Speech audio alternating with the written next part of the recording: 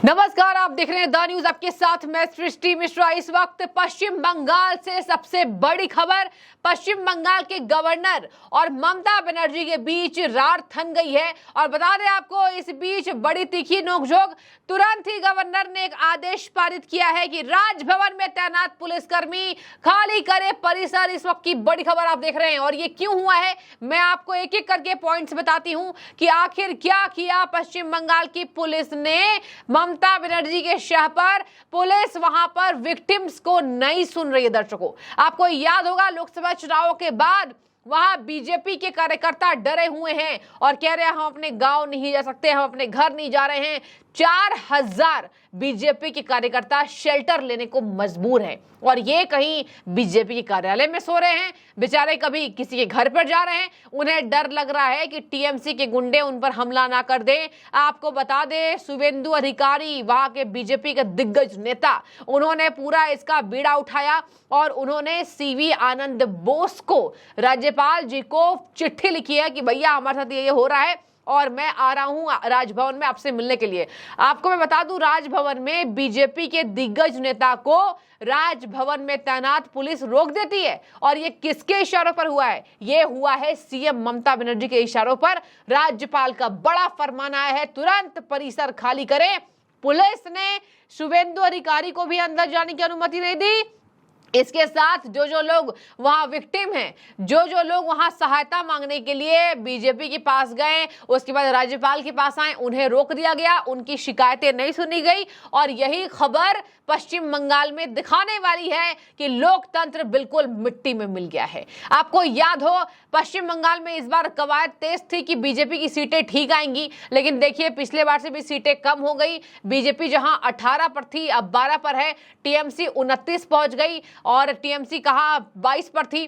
तो यहां पर टीएमसी की सीटें बढ़ी, बीजेपी की कम हुई। इसका मतलब ये नहीं है कि आप पश्चिम बंगाल में कोई भी अराजकता फैलाएं। और बता दें आपको, इसी तरीके से राजभवन में जो प्रवेश करने के लिए रोका गया था, उस पर बड़ा एक्शन राज्यपाल ने ले लिया है और कह दिया कि कथित पीड़ितों को मेरे पत्र के बाद भी पुलिस ने क्यों रोका। जबकि सीवी आनंद बोस ने, वहां राज्यपाल ने यह फरमान जारी किया था कि जो जो लोग पीड़ित लोग मुझसे मिलने आ रहे हैं उन्हें मिलने दीजिए, मैं अनुमति देता हूं। अनुमति के बावजूद भी दर्शकों वहां पर रोका गया है। और आप ये अंदाजा लगा लीजिए, जब संदेश खाली का मुद्दा गरमाया तो संदेश खाली के मुद्दे पर किस तरीके से वहां पीड़ित महिलाएं रो रही थी। लेकिन बीजेपी के लीडर्स को पश्चिम बंगाल यानी ममता बनर्जी की पुलिस वहां रोक देती है जाने से। संदेश खाली में पश्चिम बंगाल में विपक्ष नहीं जा पा रही है, विपक्ष में है बीजेपी। बीजेपी की सीटें वहां पर टीएमसी से कम थी, लेकिन सेकंड नंबर पर बीजेपी थी। बीजेपी को नहीं जाने दिया जा रहा है। तो आप समझ जाइए कि क्या हो रहा है ममता बनर्जी के शह पर। और आप इससे अंदाजा लगा लीजिए कि जब वहां लोग बूथ स्तर पर वोट देने के लिए निकले होंगे इस लोकसभा चुनावों में, तो कितनी हिंसा, कितनी उपद्रव हुए होंगे। इसके साथ मैं आपको बता दूं, बंगाल हाईकोर्ट ने तगड़ी फटकार लगाई है ममता बनर्जी को और कहा है कि राज्यपाल को क्या आपने नजरबंद कर लिया है? राज्यपाल क्यों किसी से नहीं मिल सकते हैं? और टीएमसी ने, देखिए शांतनु क्या कह रहे हैं इस पर, शांतनु सेन इस पर कटाक्ष कर रहे हैं, जबकि गलती पूरी पार्टी की है। लेकिन शांतनु सेन ये बोलकर बचना चाह रहे हैं, कह रहे हैं लोकसभा चुनावों के बाद बीजेपी को खारिज किए जाने के बाद अब ये लोग बहाने ढूंढ रहे हैं। राज्य में लोकसभा की 42 सीटों में से हमने शानदार वापसी की है, यही वजह है कि बीजेपी यहां बहाने ढूंढ रही है। इसके साथ मैं आपको बता दूं,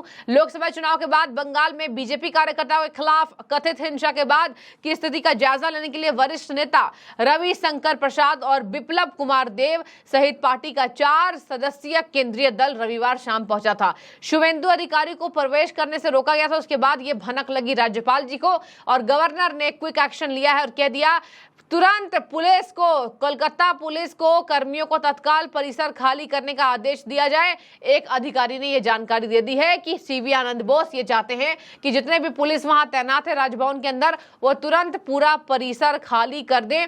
राज्यपाल ने प्रभारी अधिकारी सहित राजभवन के अंदर तैनात खाली करने का आदेश दे दिया और कह दिया है कि अब हम ये कतई बर्दाश्त नहीं करेंगे। एक बार मैं आपको बता देती हूँ बीजेपी ने क्या आरोप लगाया था। हिंसाएं देखिए कम नहीं हो रही है। आपको याद होगा, लोकसभा चुनाव तो छोड़िए, पंचायत चुनाव वहां होती है, वहां नॉर्मल चुनाव में ये हालत होती है कि वहां पर मौतों का आंकड़ा पार किया जाता है।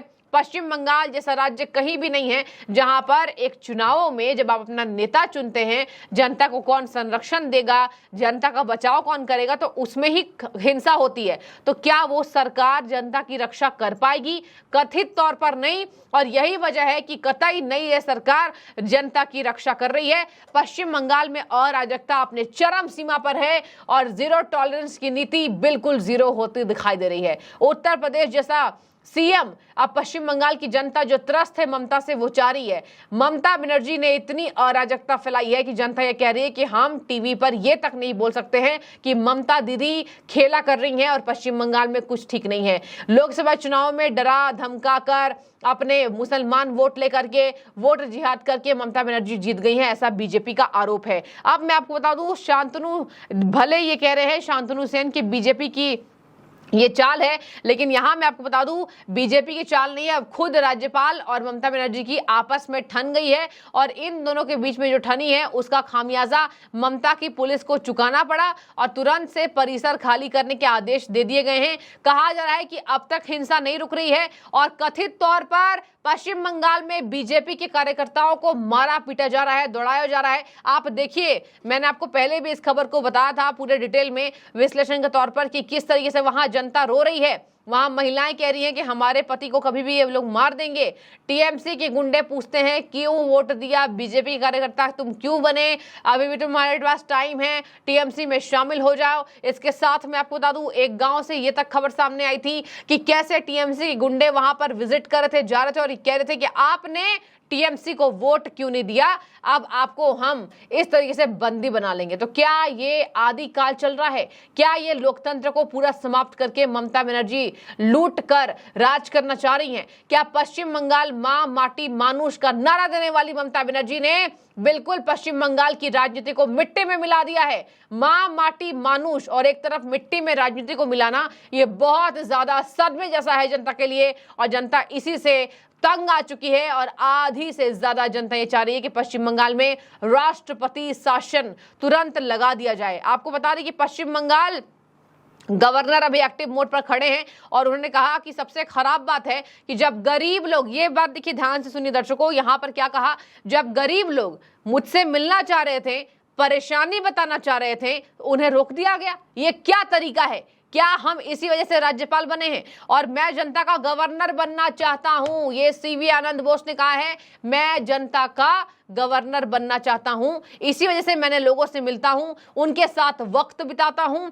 सरकार को अपनी ड्यूटी पूरी करनी होगी। अगर सरकार अपनी जिम्मेदारी नहीं निभाती है तो संविधान को अपना कर्तव्य निभाना पड़ेगा। और यही वजह है कि राज्यों में बीजेपी कार्यकर्ताओं की मौत पर सदमे में राज्यपाल और राज्यपाल जी ने इसमें तुरंत एक्शन लेने को कह दिया गया है। आपको बता दें कि कहा जा रहा है राज्यपाल की तरफ से कि मैंने पंचायत चुनाव में देखा है, मैंने अपनी आंखों से देखा है, राज्य में कई जगह में गया हूं, इस चुनाव में भी हिंसा, हत्या, डराना, धमकाना, एफआईआर कई लोगों पर दर्ज हैं और कई मामले सामने आए हैं। ये मैं कंटिन्यू इसको नहीं होने दे सकता हूं, यानी कि मैं इसको जारी नहीं रखूंगा। और यही वजह है कि मुख्यमंत्री संवैधानिक पद का उल्लंघन करती है। बड़ी खबर यहां पर देखिए क्या तथ्य दे रहे हैं, मुख्यमंत्री संवैधानिक पद का उल्लंघन करती है, यानी कौन? ममता बनर्जी। इनके परमिशन के बाद क्या मुख्यमंत्री सब कुछ होकर बैठ गई है वहां पे?